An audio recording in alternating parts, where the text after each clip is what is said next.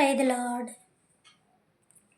ప్రియమైన దేవుని బిడ్డలారా, దైవ సేవకులారా, నా ఫేస్బుక్, యూట్యూబ్, వాట్సాప్ ఫ్రెండ్స్ అయిన మీ అందరికీ కూడా నా యొక్క హృదయపూర్వకమైన ధన్యవాదాలు చెల్లించుకుంటున్నాను. ప్రియమైన దేవుని బిడ్డలారా, రోజు మనం ఏం మాట్లాడుకుంటున్నాం? వాక్యం మాట్లాడుకుంటున్నాం. ఆ వాక్యంలోని 12 మంది మనుషుల కోసం, ఆ యొక్క గోత్రాల కోసం, వంశాల కోసం మాట్లాడుకుంటున్నాం. సరే ప్రియమైన దేవుని బిడ్డలారా, మరి ఇంకా కొంచెం మనం ముందుకు ఈ వాక్యం చూసుకుందాం. అదే వివరం తెలుసుకుందాం, తర్వాత వాక్యం చూసుకుందాం. ఈ యొక్క రీతిలో మనం ఇంతమంది లెక్క చూసుకుంటూ వచ్చాం. ఇంకా ఉన్న మనుషులు చాలా ఇద్దరు మటుకే ఉన్నారు, ఎక్కువ మంది లేరు. ఎందుకంటే చాలామంది మటుకు అయిపోయారు. ఈ యొక్క ఎవరి నుంచి ఏ ఏ వంశాలు ఎంతమంది జనాభా పుట్టుకొచ్చారు అన్నది మొత్తానికి నేను చెప్పడం అయితే జరిగింది. ఇంకా దానికి సంబంధించి 2 వ్యక్తులు ఉన్నారు. ఆ యొక్క 2 వ్యక్తులను కూడా చూసుకోవచ్చు. నిన్నటి దినాన నేను చెప్పిన విషయం ఏంటి అంటే, ఎందుకు అలా చెప్పాను అని అంటే, ఎవరికన్నా అది నచ్చచ్చు, నచ్చకపోవచ్చు. కానీ అందరికీ అన్నీ నచ్చే విధంగా మనం చెప్పలేం కదా. విషయం ఏంటంటే ప్రియమైన దేవుని బిడ్డలారా, ఈ యొక్క రీతిలో మనము ఇంత ఖచ్చితంగా బైబిల్లో మనకు ఉన్నప్పుడు, మనం చూసినప్పుడు, ఇది చేసినప్పుడు, నెరవేరుతున్నప్పుడు మనం ఎందుకు ఈ యొక్క విషయాల్లోని నెరవేర్చుకోలేకపోతున్నాము, ఎందుకు పాటించుకోలేకపోతున్నాము? మనం చెప్పడానికైతే కావాలి కానీ ఆచరణకి వద్దా అన్న విషయం మీద కొంచెం నాకు బాధ కూడా కలిగే ఒక విషయాన్ని అయితే నేను చెప్పడం జరిగింది.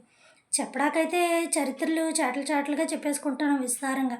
కానీ ఆచరణలకు వచ్చేటప్పటికి అలా లేదు, ఇలా లేదు, ఇలా లేదు, అలా లేదని ఒకవేళ నేను చెప్తున్నాను, లేకపోతే ఏం చేస్తున్నానో నాకు తెలియదు. కానీ అందుకే అంటున్నాను, నేను ఏం చెప్తున్నది అన్నది కాదు, మీరు బైబిల్ ఎంతవరకు చదివారా అన్నది మాత్రం చాలా ప్రాముఖ్యమైన విషయం అని చెప్తున్నాను. క్రైస్తవుడిగా ఉండాల్సిన ముఖ్య లక్షణం ఏంటి అంటే కనుక, ఫస్ట్ ఆఫ్ ఆల్ బైబిల్ చదవడం, ప్రార్థన చేయడం,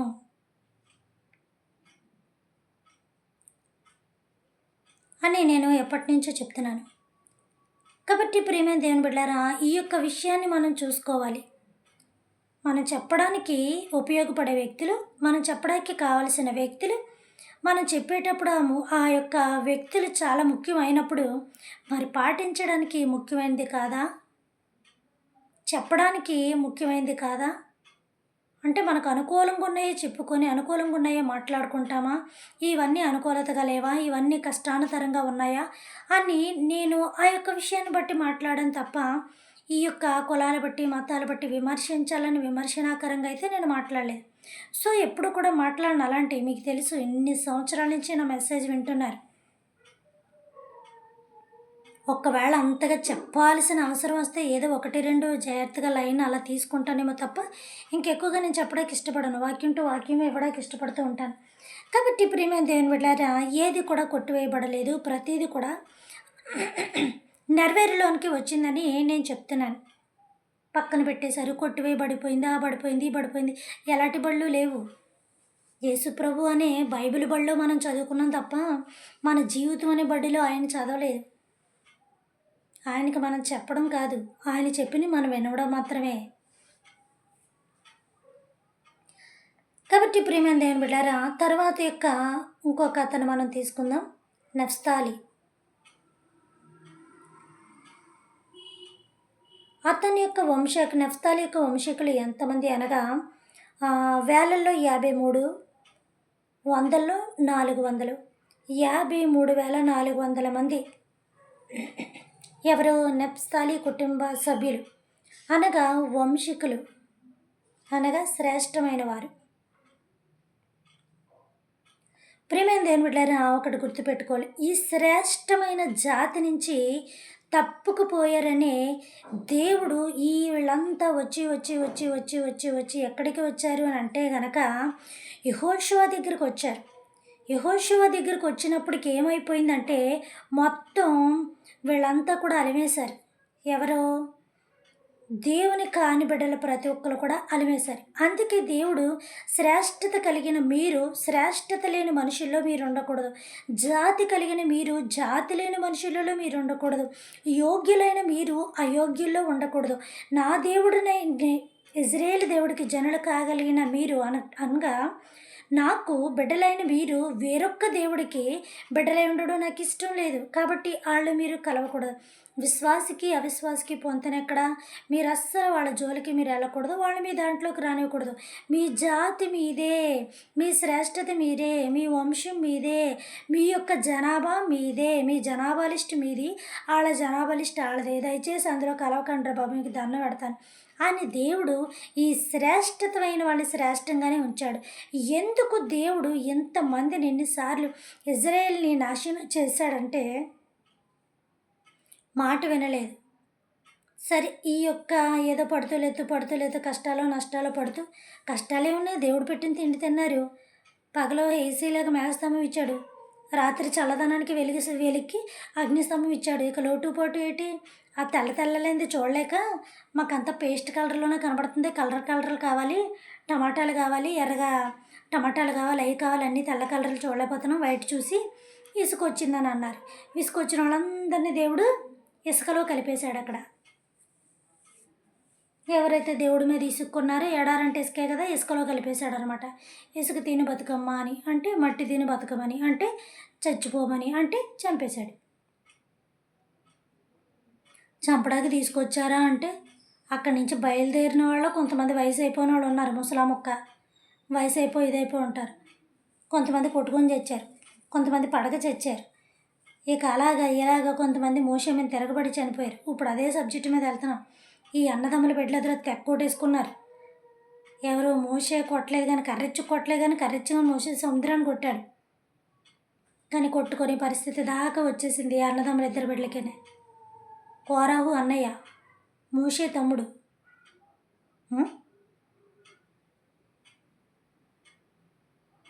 అంతే, పెదనాన్న చిన్నాన్న, ఆడబిడ్డలు ఏలుబిడ్డలు. కాబట్టి ప్రియమైన దేవుని బిడ్డలారా, ఈ యొక్క రీతిలో మనం చూసుకుంటే కనుక వాళ్ళల్లో మీరు కలవద్దు, మీ శ్రేష్టత మీదే అని చెప్పి యెహోషువ దాకా తీసుకొచ్చాడు. ఇక ఆఖరికి యెహోషువ చేతిలోకి వచ్చాక కూడా వృద్ధాప్యం వచ్చేసాక చెప్తున్నాడు, బాబు మోషే అలసిపోయాడు మిమ్మల్ని చూసి, నేను అలసిపోయాను, సగం జాతి అక్కడ అయిపోయింది, మీకోసం మా ఇద్దరినే ఉంచాడు, పింపనే కుమారుడైన కాలేబు, నూను కుమారుడైన యెహోషువనైనా నేను మీతో ఉంటే నా బిడ్డలో నేను కూడా చెడిపోయేలాగా ఉన్నాను. మీరు మారతారో నాకు అనవసరం. నేనును నా ఇంటి వారును యెహోవాని మాత్రమే సేవించేదేమో. దేవునికి మహిమ కలుగునుగాక. ఎందుకంటే ప్రియమైన దేవుని బిడ్డలారా, మేము మా ఇంటి వారు అని బోర్డులు రాయించుకోవడం కాదు, ఇంట్లో వాక్యాలు పెట్టుకోవడం కాదు, గుండెల్లో దేవుని యొక్క మాటలు పెట్టుకోవాలి. దైవజనులు మీ మాటలు చెప్తుంటే అవి మీ గుండెనే బండనే సుత్తి లాంటి వాక్యంతో కొట్టబడాలి. అవి అప్పుడు పిండిగా మారబడాలి. ప్రియమైన దేవుని బిడ్డలారా, వాక్యాన్ని మనం చాలా చక్కగా తీసుకుంటూ ఉంటే చాలా తీపిగా, చాలా మధురంగా ఉంటుంది. పాటలు కూడా ఎన్నో ఉన్నాయి మనకి. జుంటి తినే దారాల కన్నా మధురమైన ఒకటి, నీ వాక్యం నన్ను బ్రతికించినని ఒకటి, నీ వాక్యం తేనె కన్నా తీయ, ఒకటి కాదు రెండు కాదు. అలాగా వాక్యాన్ని చూసుకుంటే కనుక పోల్చలేక ఇహలోకంలో ఉన్న తీపి వస్తువులతోటి కొన్ని ఐటమ్స్తో పోల్చారు తప్ప, లేకపోతే అంటే మనకు అర్థం కావు. సగం అర్థం కావట్లేదు కాబట్టి మనకు అర్థమైన వాటితోటి పోల్చబడింది. ఈ విధంగా మనం చూసుకుంటే ప్రియమైన దేవుని బిడ్డలారా, మీరు అందులో కలవడం ఇష్టం లేదని చెప్పి దేవుడు జాతిని వేరు చేశాడు. అక్కడ శ్రేష్టతను కల్పించాడు, అందులో కలవద్దని. అందుకే ఎక్కడ మోషే కాలంలో మొదలైన గొడవ, ఐగుప్తులో మొదలైన గొడవ, అరణ్యంలో మొదలైన గొడవ ఎక్కడికి వచ్చిందంటే యెహోషువ దాకా వచ్చింది. యెహోషువకు వచ్చేటప్పటికి ఈ భూభాగం అంతా వీళ్ళు అలిమేశారు. మొత్తం భూభాగం అంతా వీళ్ళు చుట్టుముట్టేశారనమాట. పాలు అన్నారు, తేనె అన్నారు, చెట్లు అన్నారు, ఈత చెట్లు అన్నారు, కొబ్బరి చెట్లు అన్నారు. అయ్యే ఇక్కడ ఏం కనబడతలే, ఎక్కడ చూసినా జనాభాయే ఉన్నారని. కష్టే పలి అని కష్టపడకుండా ఎవరిస్తారు బాబా? ఒకేసారి వెళ్ళి పడిపోండి మూకుమ్మడగా అన్నాడు అంతే దేవుడు. యెహోషువకు ఆజ్ఞాపించాడు. యెహోషువ యుద్ధానికి సిద్ధం చేశాడు. ఆ యొక్క గోడ మీద రోడ్డు మీద లారీ వెళ్తుంది చూసారా ఎంత బలంగా ఉంటుంది.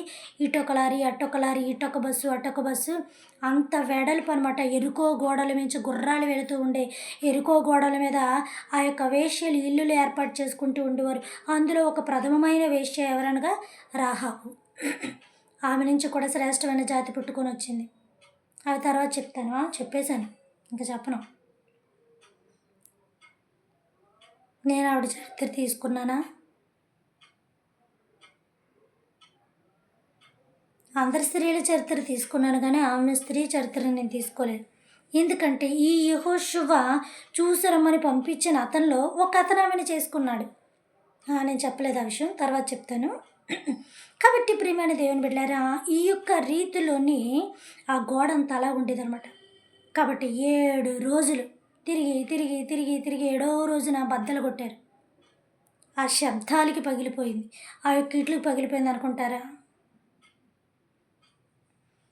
ప్రియమైన దేవుని బిడ్డలారా, ఇక్కడ ఒక సీక్రెట్ కూడా దాచబడి ఉంది. నువ్వు 6 రోజులు ప్రయాణం చేయి, రోజు వెళ్ళు, రోజు తిరుగు. రోజుకి 7 సార్లు చెప్పినా తిరగాలి. రోజుకోసారి చెప్పిన మొత్తం 7 రోజులు పూర్తి చేయాలి. 7వ రోజున మాత్రం 7 సార్లు తిరగాలి.